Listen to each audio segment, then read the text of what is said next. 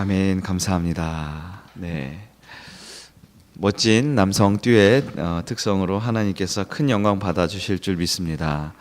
네, 우리 어제 저녁 식사를 마치고 우리 임 집사님께서 이런 얘기를 해요. 38년 인생 가운데 다른 사람 앞에서 노래를 처음 해본다고. 네, 은혜가 되십니까? 네, 우리 감사하고요. 우리 이번 특별 새벽기도 2차 우리 첫날을 귀한 특성으로 영광 돌린 19역계에 감사드리고 우리 모든 성도님들 진심으로 환영하며 축복합니다. 2차 특별 새벽기도회의 주제는 내 삶을 변화시키는 성령님, 내 삶을 변화시키는 성령님이라는 주제로 말씀을 나누기를 원하는데요. 우리가 총동원 전도주의를 준비하면서 성령에 대한 말씀, 그것이 왜 필요하냐? 모든 전도와 모든 사역과 모든 영혼 구원은 성령님의 역사이기 때문입니다. 전도의 방법은 다양하지요. 하지만 영혼을 구원하는 것은 오직 한 가지 방법밖에 없는데 그것은 바로 성령님의 역사입니다. 그 성령님의 역사의 힘을 얻어야만 우리는 그의 도구로 사용되어 귀한 영혼 구원의 열매 맺는 이번 한 주간 되기를 축원합니다. 먼저 성령님에 대한 이야기를 살펴보기 전에 우리가 이 성령 그리고 이 성경을 읽을 때 성령의 역할, 성령을 통해서 어떻게 성경을 읽어야 하는가에 대한 먼저 개론적인 이야기가 필요합니다. 목사님들 중에는 어떤 분들은 이런 말씀을 하세요. 성경이 하나님의 말씀이기 때문에 성경이 가장 중요하다. 그래서 성경 해석을 하는 것이 예배의 가장 중요한 부분이다. 이렇게 말씀을 하세요. 그래서 설교 시간마다 말씀 시간마다 성경을 기가 막히게 풀어주는 경우가 있어요. 정말 성경을 자세하고 정말 은혜롭게 풀어주는데요. 그런데 이러한 설교를 들으면 너무 성경은 잘 이해가 되고 깨달아지는데 우리 마음에 감동이 잘 일어나지 않는 경우가 있습니다.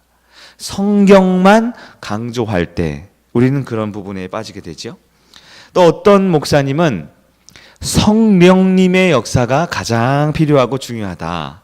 그래서 성경 해석을 하는 것도 중요하지만 그 성경 해석할 시간을 줄여서 더 많이 성령님의 임재를 위해 기도해야 한다. 이러한 목사님의 입장도 있습니다. 그런데 이 두 가지 입장 모두 조금 한쪽으로 치우쳐졌다라고 볼 수 있어요. 성경 해석에만 몰두하다 보면 자칫 뜨거움 없는 딱딱한 교리만 남는 신앙으로 치우치기 십상이고, 성령님만 강조한 나머지 이 말씀을 볼 때 이 통찰도 없고 논리도 없고 그저 뜨거움만 강조하는 영적인 실용주의에 빠질 수도 있다라는 것입니다. 제가 왜 이 말씀을 서론에 드렸냐면 우리 종교개혁, 우리 개신교, 기독교가 태동하기 시작한 종교개혁의 가장 핵심이 무엇이냐?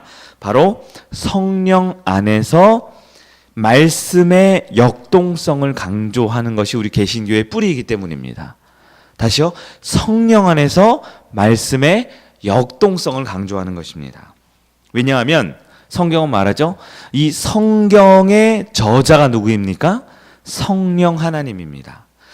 성령의 영감, 성령의 감동으로 이루어진 것이 성경 말씀이기 때문에 우리는 우리 삶의 기준이 되고 우리 신앙의 가장 뿌리가 되는 이 하나님의 말씀, 성경을 읽을 때, 성경을 해석할 때, 그리고 성경을 가지고 설교할 때 누구보다 성령님의 역사가 필요하다라는 것입니다. 우리가 전도를 하고 우리가 영혼을 구원하는 것도 마찬가지입니다. 우리가 선물을 주고 우리가 그 영혼에게 복음을 증거하고 그 영혼을 주님 품으로 인도하지만 결국 그 영혼을 변화시키는 분은 오직 성령님의 역사라는 사실을 믿기를 축원합니다. 그렇다면 우리가 오늘부터 우리에게 전도와 사역과 총동원의 가장 중요한, 가장 본질이 되는 그 성령님을 우리 마음에 모시고 그 성령님으로 말미암아 이번 한 주간을 보내며 성령 충만하여 복음 전도하고 총동원을 할 때 하나님께서 그분의 모든 계획과 뜻대로 이번 총동원 전도 주일날 역사하실 줄 믿습니다. 그러면 성령님의 역할은 무엇인가? 첫 번째로 성령님의 역할은 진리를 조명하시는 것이 성령님의 역할입니다. 즉 우리의 어두운 마음 가운데, 우리의 어두운 인생 가운데 성령 하나님께서 빛을 비추어 주실 때, 성령 하나님께서 밝은 빛을 비추어 주실 때 우리 인생 가운데 복음을 깨닫고 진리를 깨닫게 되는 것입니다. 우리가 읽었던 오늘 본문 고린도후서 4장 6절 말씀을 우리 다시 한번 한 목소리 읽어봅니다. 고린도후서 4장 6절입니다. 시작. 어두운 데서 빛이 빛이라 말씀하셨던 그 하나님께서 예수 그리스도의 얼굴에 있는 하나님의 영광을 아는 빛을 우리 마음에 비추셨느니라. 아멘. 우리의 어두웠던 부분 가운데 성령께서 빛을 비추어 주셨다라고 합니다. 이 말씀은 마치 창세기 1장에 하나님께서 온 세상을 처음 창조하셨을 때 그 모습과도 우리의 마음을 연상케 하죠. 하나님께서는 첫 번째 창조 때, 제일 첫 번째 천지를 창조하실 때 어둠 가운데 있었을 때 빛을 비춰주심으로 세상을 만드신 것처럼 두 번째 창조, 새로운 창조, 즉 오늘 우리에게도 말씀하시고 깨닫게 하실 때도 우리에게 어떻게 하시냐면 빛을 비추어 주십니다. 그것을 성령의 조명하심, 조명이라고 말하는데요. 우리가 하나님에 대해서 무지하기에, 우리가 하나님에 대해서 무감각하기에 성령님의 빛을 비춰주지 않으면 우리는 결코 하나님을 볼 수도 깨달을 수도 없다라는 것입니다. 성령님의 역할 첫 번째는요, 복음을 깨닫기 위하여 우리 인생 가운데 말씀을 비춰서 깨닫게 해주시는 것입니다. 많은 성도들이 복음을, 이 성경 말씀을 지식으로 접근하는 경우가 있어요. 성경을 읽고 복음을 듣고 할 때 이 지식적인 부분으로 이해하고 깨달으려고 하는 경우가 있습니다. 그러나 온전히 깨달을 수가 없어요. 왜냐하면 이 하나님은, 이 하나님의 말씀은 너무나 영광스럽고 너무나 아름다운 것이기 때문입니다. 여러분 한번 아름다움이라고, 영광이라고 글씨를 한번 써보세요. 영광, 아름다움. 온전히 이해할 수가 있습니까? 네. 이 영광이라는 것은, 아름다움이라는 것은 글로 써서 표현하기가 어려워요. 한번 머릿속에 한번 상상을 해보세요. 영광이 무엇인가? 아름다움이 무엇인가? 어느 정도는 깨닫고 느낄 수가 있겠지만 이 하나님의 영광이라는 것은요, 그 하나님의 아름다움이라는 것은 인간의 글로 담아낼 수도, 인간의 머리에 그려낼 수도 없습니다. 오직 하나님의 영광을 깨닫고 그 복음의 능력의 아름다움을 경험하는 것은 우리의 영혼으로만 할 수 있는 것입니다. 그러므로 우리의 영혼에 성령님이 빛을 비춰주지 않으면 우리는 결코 하나님을 알 수 없는 것입니다. 이 세상에 있는 사람들을 강제로 억지로 다 끌어다가 예배당에 앉혀놓아 보십시오. 네. 똑같은 설교를 하고 똑같은 말씀이 나누어지지만 성령님의 비추심이, 성령님의 역사가 나타나지 않는 곳에는 결코 그 말씀을 깨닫지도 이해하지도 못하는 것입니다. 사도 바울이 어떤 사람입니까? 구약 성경을 다 외웠던 사람입니다.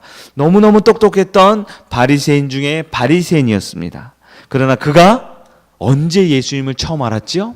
성령께서 빛을 비추어 주실 때, 예수의 영이 그에게 음성을 허락할 때 사도 바울이 변화될 수 있었다라는 것입니다. 우리도 마찬가지입니다. 우리도 말씀을 듣고 우리도 설교를 듣습니다. 우리도 매주 강단에서 복음이 전해지는 것을 듣습니다. 그러나 왜 내 영혼 가운데 그것이 아름답고 영광스러운 모습으로 깨달아질 수 있느냐? 그것은 바로 성령님의 조명하심이다라는 사실을 기억하기를 바랍니다. 우리 오래전 얘기죠. 가수 신중현 씨가 미인이라는 노래를 작곡했죠. 기억나세요? 한 번 보고 두 번 보고 자꾸만 보고 싶네. 네. 인간의 본성은 아름다운 것을 보면 자꾸만 보고 싶어집니다. 우리의 영혼도 마찬가지입니다. 우리의 영혼이 성령의 조명하심으로 그분의 빛을 깨달으면 아름다운 하나님이 자꾸 보고 싶은 거예요. 자꾸 하나님을 알고 싶고 깨달아지고 싶어지는 것입니다. 이 새벽에 우리는 그 성령님을 간구해야 합니다. 주신 말씀으로, 이 복음으로 내 영혼이 더욱 살찌고 깨달아지기 위해 성령의 조명하심을 기대하고 소망하는 여러분 되기를 축원합니다. 두 번째, 성령의 조명은 우리 인생을 성화하게 만들어준다라고 성경은 말합니다. 성화가 무엇입니까? 성화, 거룩하게 되는 것. 이것은 우리가 단지 윤리적으로, 도덕적으로 더 넓은 성품, 더 훌륭한 인격을 갖추는 것이 아니라 성화의 본질은 예수님을 닮아가는 것입니다. 하나님이신 예수님의 모습을 그의 형상대로 닮아가는 것. 우리 부모의 모습, 훌륭했던 위인의 모습이 아니라 하나님이신 예수님을 닮아가는 것, 그것이 성화입니다. 고린도후서 3장 18절에 이렇게 말씀하고 있습니다. 우리가 다 수건을 벗은 얼굴로 거울을 보는 것 같이 주의 영광을 보매 그와 같은 형상으로 변화하여 영광에서 영광에 이르니 곧 주의 영으로 말미암음이라. 아멘. 주의 영으로 말미암다 할 때 주의 영은 바로 성령님의 역사를 말하고 있습니다. 성령님의 역사가 무엇이죠? 바로 예수 그리스도의 영광스러운 형상으로 변화하여 영광에 이르게 하는 것, 그것이 바로 주님의 성령의 역할이다라고 고린도 기자는 말하고 있습니다. 여러분, 교회가 복음이 충실하게 전해지고 하나님의 말씀이 신실하게 선포되면 그 말씀을 듣는 성도는 성화하게 되어 있습니다. 성숙하게 되어 있습니다. 이 말씀은 무슨 뜻이냐? 교회가 세상의 번영과 세상의 성공을 추구하는 것이 아니라 하나님의 말씀에 빛을 비추어 그 말씀에 아멘하고 순종하고 순복할 때 우리는 성화된다라는 것입니다. 거룩해진다라는 것이죠. 우리는 말씀의 은혜를 받고 감동을 받고 오늘 말씀 너무 좋았어. 한번 깨달아지는 것으로 그치는 것 같지만, 그 말씀으로 한 주를 살아내는 것으로 끝나는 것 같지만, 우리 안에 있는 내면의 영이, 우리 내면에 있는 속 사람이 하나님의 말씀을 계속 듣고 그 말씀이 우리를 변화시키는 것, 그것이 바로 성화라는 것입니다. 그러나 오늘날 우리의 모습을 보면 때로는 작년보다 10년 전보다 처음 예수 믿을 때보다 어느 정도의 성화와 진전이 있지만 또 어느 순간부터는 그 성화의 과정이 멈추는 모습을 보게 됩니다. 또한 한국교회의 많은 부분이 성화가 아니라 오히려 더 속화되는 것을 볼 때가 있습니다. 무엇입니까? 말씀이 없어서, 기도가 없어서, 성경 공부가, 예배가 없어서가 아닙니다.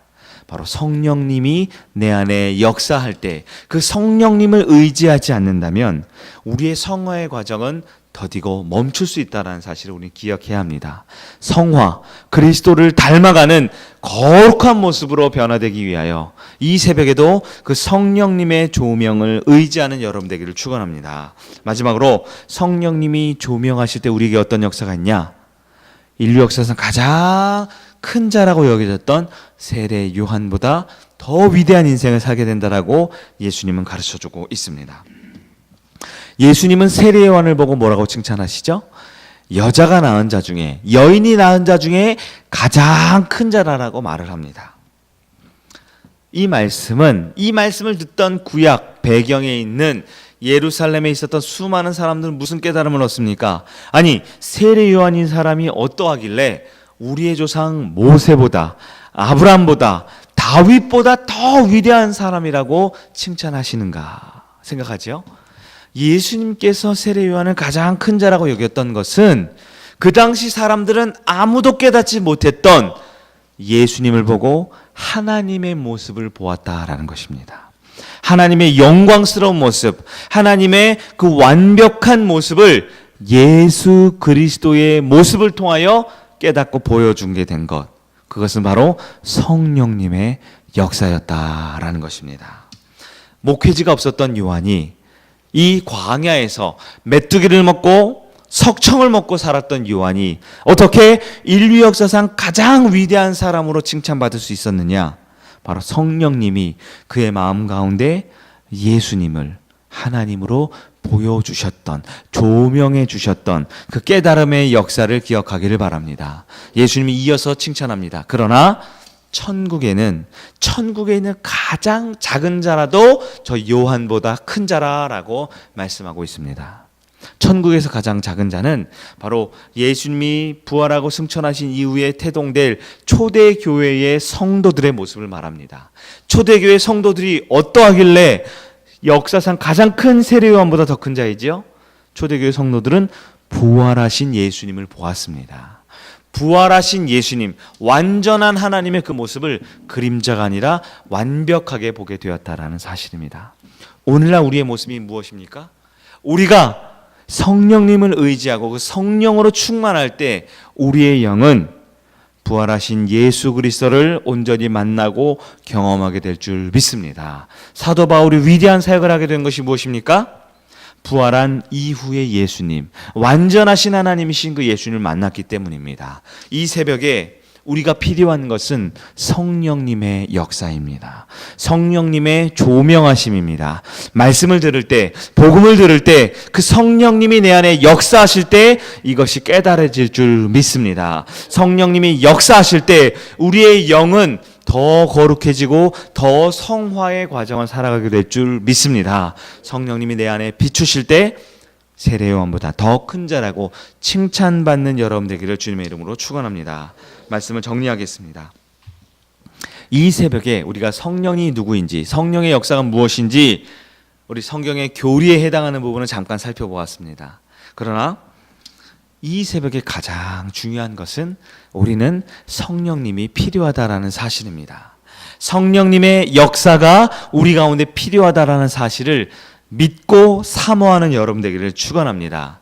말씀 가운데 복음의 능력이 나타나기 위해서 지식으로 하는 것이 아니라 그 내 안에 성령이 가득 차는 이 새벽 되기를 축원합니다. 오늘도 많은 사람들을 만날 때 내 지식으로 전도하는 것이 아니라 내 안에 살아계신 뜨거운 성령의 역사로 복음을 증거하고 전도하고 초청할 때 그 성령님께서 그 영혼들의 마음을 만지고 주님 품으로 인도해 주는 놀라운 역사가 있기를 축원합니다. 무엇보다 하나님께서 우리 남은 인생 가운데 신앙생활할 때 세례요한보다 더 크고 위대한 인생을 살게 해주시는 그 성령님을 만나고 사모하는 여러분 되기를 진심으로 축원합니다.